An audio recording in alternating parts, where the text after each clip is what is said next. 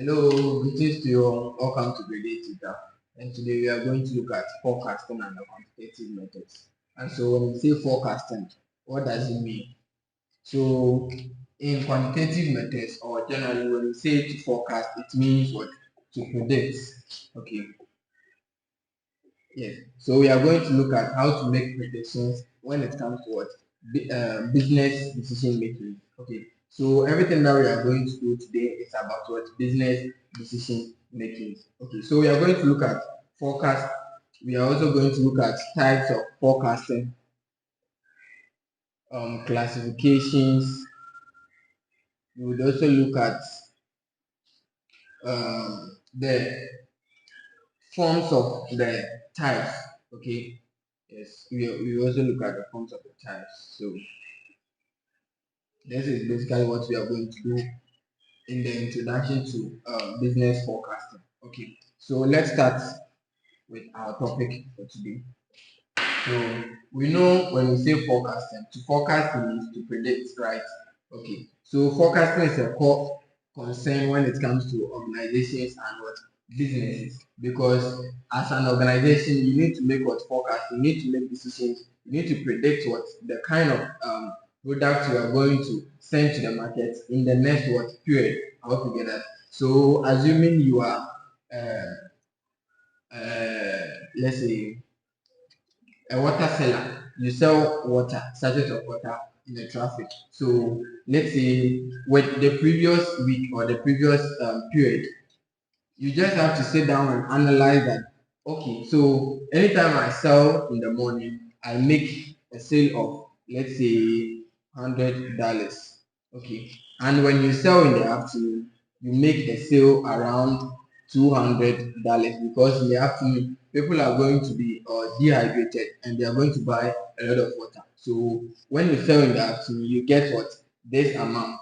And when you sell in the evening, you mostly get what? 70, because mostly in the evening the temperature is what? Very low. So it's difficult for the seller to sell more in the evening, but the seller is going to sell more in the afternoon. So as a seller, when you are sending sachets of water to the market, you need to analyze from the previous week, so that you predict once you are going to the market, are you supposed to send a lot of water to the market in the morning, right? Then let's say in the afternoon, in the afternoon you do sell what more.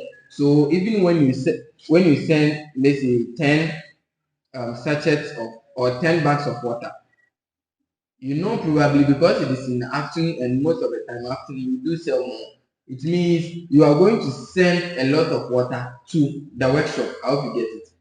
So that is basically what we are going to look at today when it comes to forecasting, because as any manager or a CEO of any organization, you need to make what predictions in order for you to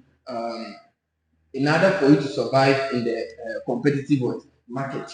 Okay, so we say the aim or the purpose of forecasting, right? So let's look at the purpose of forecasting, or the aim.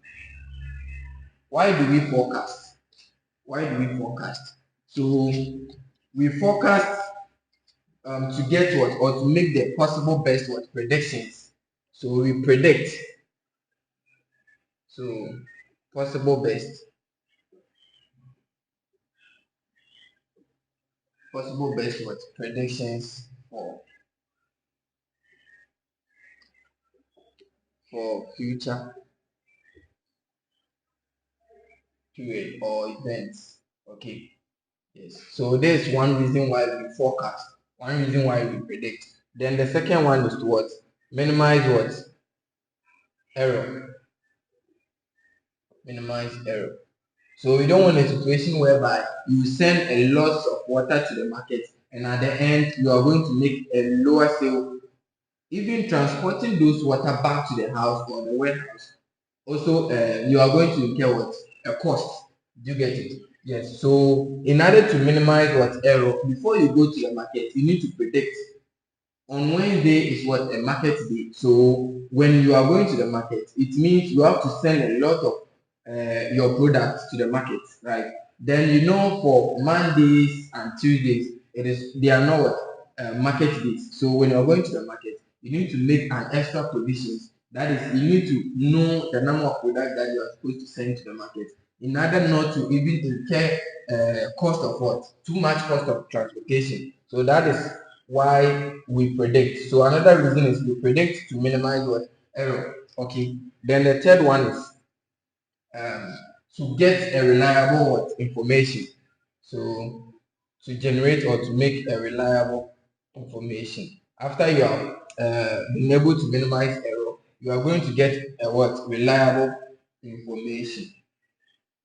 Reliable information. So these are the three reasons why we predict, or as an organization, you need to what? Forecast, right? Okay, so now let's move on to our next chapter. We are going to look at the classification of forecasting. We have two classification of forecasting. Let's look at them. So for classification of forecasting, we have two classification of forecasting. Yes, we have to. And so the first one is the time horizon. We have the time horizon. And the second one, we have the one that deals with numbers and without numbers. So we have qualitative or quantitative. So these are the two classifications. Okay. So we have the time horizon. Then when it comes to the time horizon, what do we have? So when we talk about the time horizon, we have three things to talk about. One is what? Short term. Yeah, going to talk about short term decision making. Then we talk about the medium term decision making, and we talk about what? Long term, short term decision what? Making. So they are all as a result of what? Decision making. Okay, so this is one classification of what? Forecasting. We have what? Time horizon. And the first one is short-term decision making, medium-term decision making, and long-term decision making. So when we talk about the short-term decision making, what does it mean? The short-term decision making normally happens within what? Weeks. Do you get it? So let's say we want to go to the markets and generate what? Or make some surveys, questionnaires, and all that. So you see that we will send the sales officers or the sales personnel. So they will go to the market, ask consumers or our customers about their perception or how they see our products. Do you get it? And that is not going to take what? Months. And it is going to take what? Weeks or days. So that is the short-term decision making. So for short-term decision making, it normally has to do with what? The sales personnel or the sales officers. So sales officers or personnel. Okay. So the sales officers or the sales personnel. Then when it comes to short term, what is the decision? These are the people involved. And what is the decision? What is the type of the decision that happens here? Because it is short term, and these sales officers are working under managers and CEOs. It means their decision is what? Structured, right? So there is a structured decision. You can't do anything on your own until you have been asked to do so. That is why we say the decision making is what? Structured, right? So structured decision making. Yes, everything that you are going to do here has been structured. Okay, it has to pass through some protocols or procedures before that decision can be implemented. Okay, yes, and this is the type of decisions involved, and these are the personnel. And so what are some of the decisions? Okay, what are some of the decisions? Let's say we are going to send a new product into the market, and so we want to ask the customers or the consumers. And I hope you know the difference between customers and consumers. Consumers are those people who are ready to consume or who are ready to buy any product. But for customers, they are those that are giving their loyalty to any producer. Okay, so they can ask any of them in the market. Let's say we are bringing a product or we are bringing a new shoe. We can go there, take a sample of them, send it to them, ask them about their perception, how they perceive that particular product. Then we can proceed from there. So that is the short term what decision making. Okay. Then let's move on to the long term. The medium term. So the next one is the medium term decision making. So for medium term, who are those people involved? And normally we call it what? Functional. They are functional body, right? And so functional body. Yes. And these people are normally what? Data analysts, they are engineers, they are programmers, those people, they are all under what? Medium term. These people design what? Products. These are the, when it comes to designing products, how to develop a product and all that, it is under what? Medium what? Term. It is under medium term when it comes to the time horizon. And so the decision that they make is what? Semi-structured, right? It's semi-structured because they are in the middle of the pyramid or the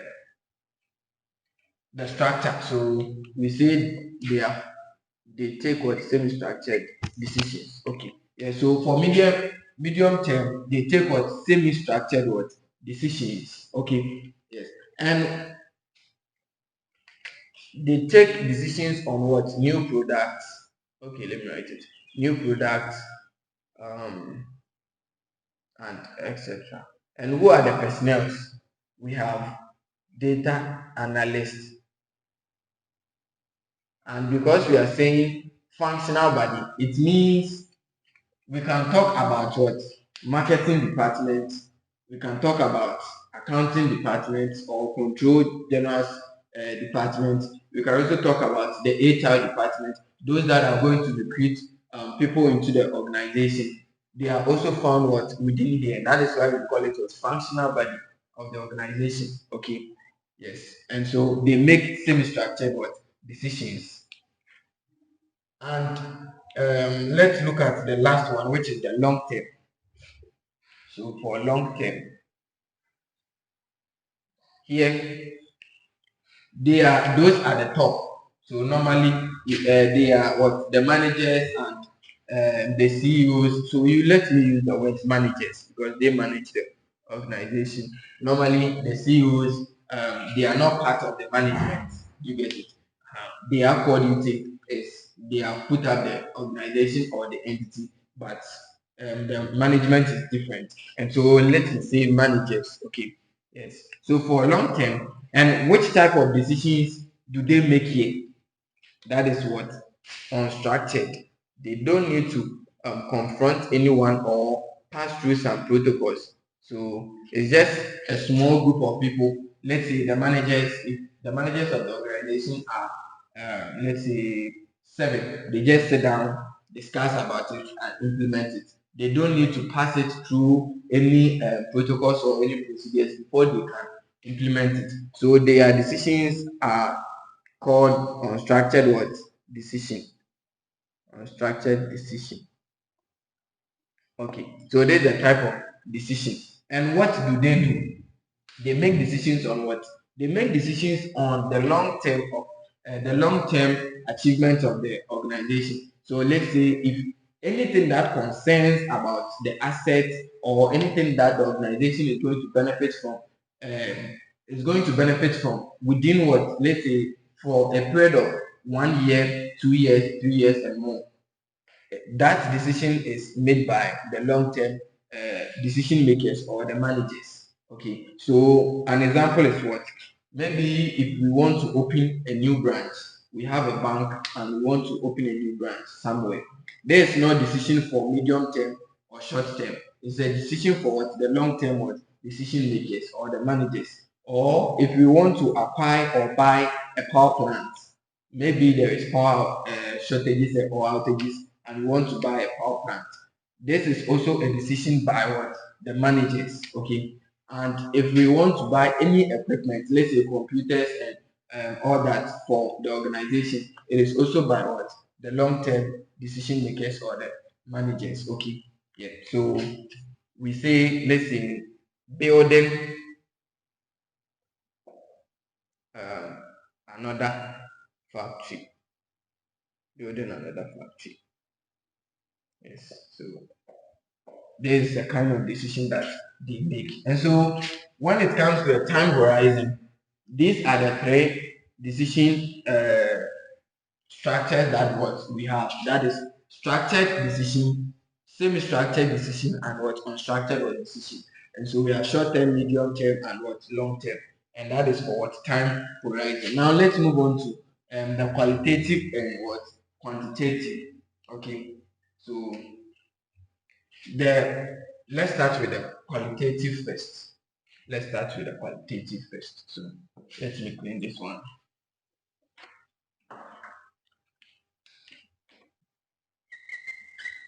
Qualitative. Okay. So for qualitative forecasting, it's very simple.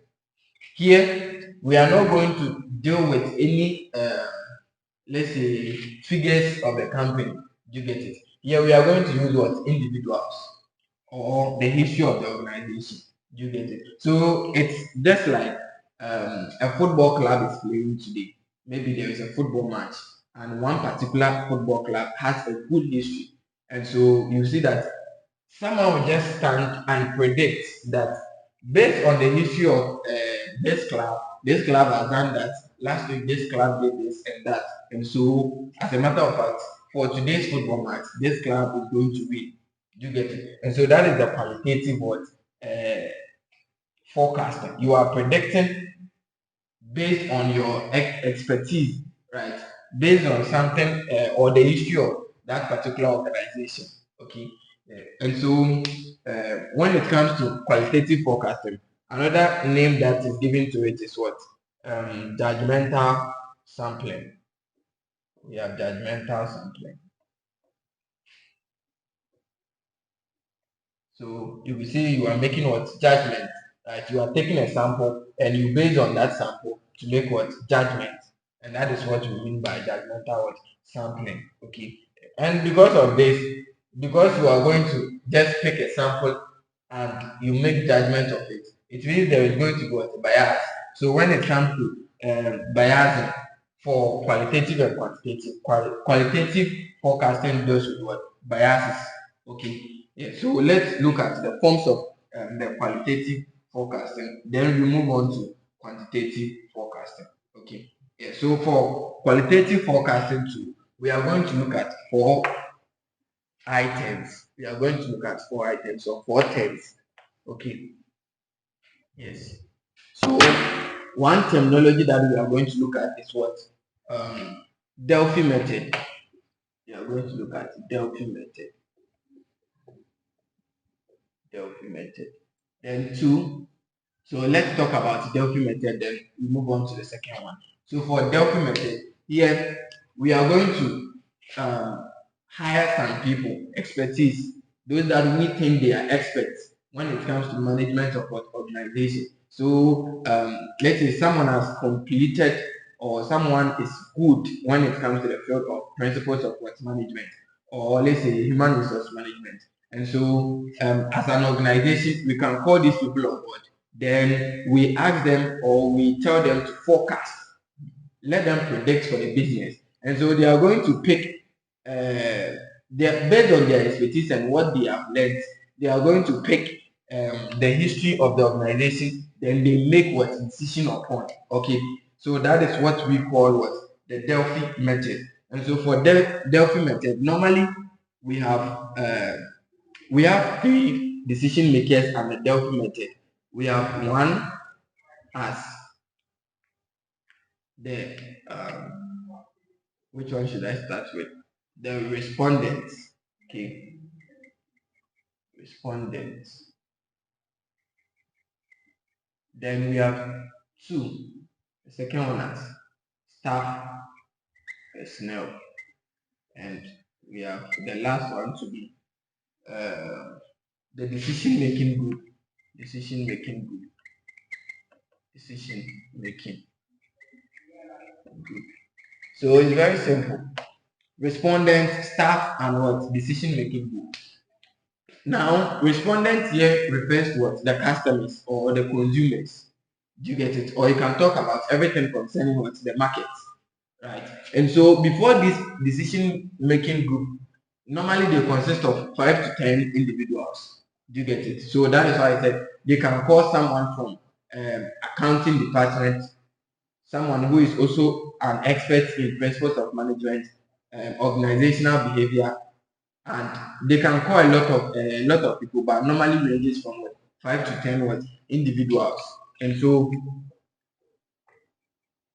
5 to 10 individuals. So before these people can make a decision, they need to first go to what the respondent stage, and this respondent stage refers to the markets.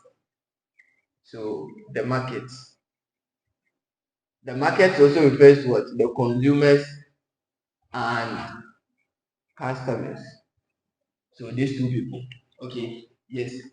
And so what will happen is that the staff personnel, they will send questionnaires, surveys, and all that to the market, or they can go to the market and ask customers and consumers their views, their perspective, their response to a product. Do you get it? So let's say we introduced the product last year, or let's use last week, and so we are selling a software. Do you get it? Or maybe we are selling a laptop. Do you get it? And the laptop that we are selling, we have produced a particular laptop, a new brand with some new features, and so the respondent, we will send some staff within the organization to go to the market, then ask those that are using the laptop. Do you get it? So anyone that is using the laptop, we ask you, okay, so what is your experience about the laptop? What are some of the challenges about the laptop and all that? Then this respondent will produce those information to the staff personnel, the staff personnel.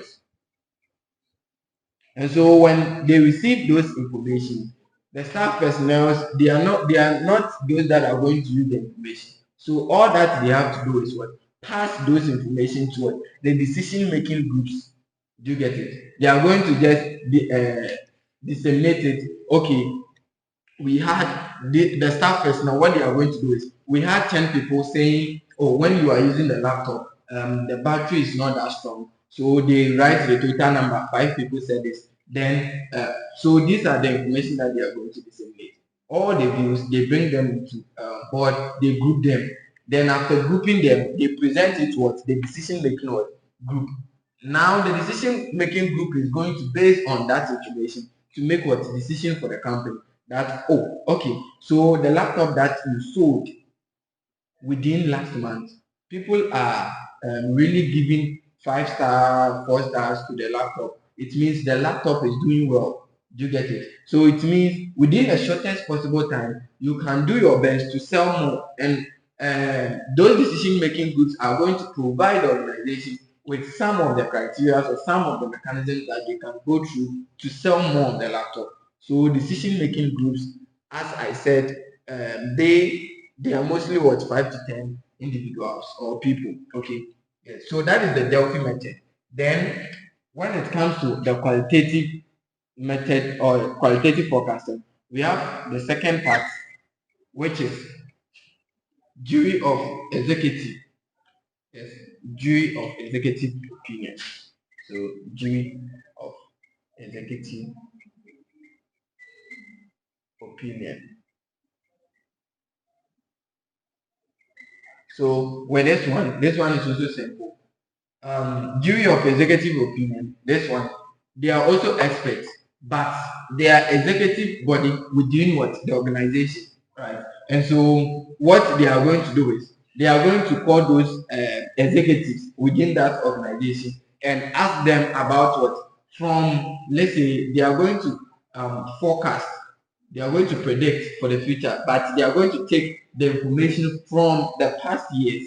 Okay, yeah, so that is what we call the jury of executive opinion. And this is what we term as what? The judgmental what? Sampling. Okay, yes. And the next one is still force what? Composite. We have the still force what? Composite. And so still force composite, and the last one is consumer marketing. So the third one is still force composites. So for still force composites, it's also simple. Still force what? Composites, right? And so what we are going to do is, let's say a bank, right? We have so many branches. So before we predict for the bank or we forecast for the bank, we are going to call all those sales what personnel, right? We are going to call all those sales personnel from those branches, or we are going to let them submit what they have what seen or what they have come across in the previous what years. I hope you get that. So all our branches, the sales personnel, they are going to come on board and help us what predict. Let's say you are let's say in a bank, a receptionist. So most of the time you know that, or let's say you were a teller, so you know that, oh okay, so most of the time when this person comes or when people comes around, and because our company we have so many machines and we process their informations and all that at a very faster rate, so it makes them let's say recommend us to a lot of people, and they come so many decision makings, you get it. So when you take so many organizations, what they are going to do is the sales personnel, they are going to provide those information, and they will base on those information to what make what a decision that is from different what branches. Okay, yes. And so we also have consumer market survey. That is the fourth one. Consumer market survey.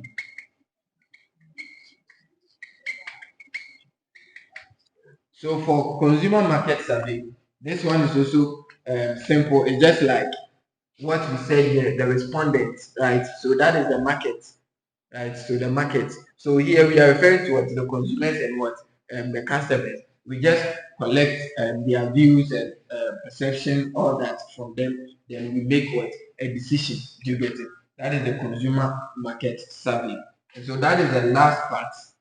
Um, yes, you solicit for the idea or anything from what the customers did, you proceed from there. So that is for what the uh, qualitative forecasting. That is for qualitative forecasting. Okay.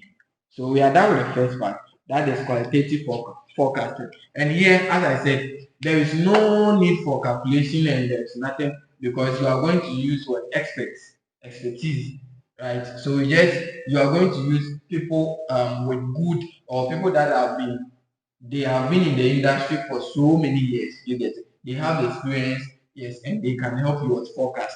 And so we have this form under what qualitative forecasting, and now we are moving on to what quantitative forecasting. And under quantitative forecasting, we are going to have a lot of what calculations, and so we are going to treat that one in our next video.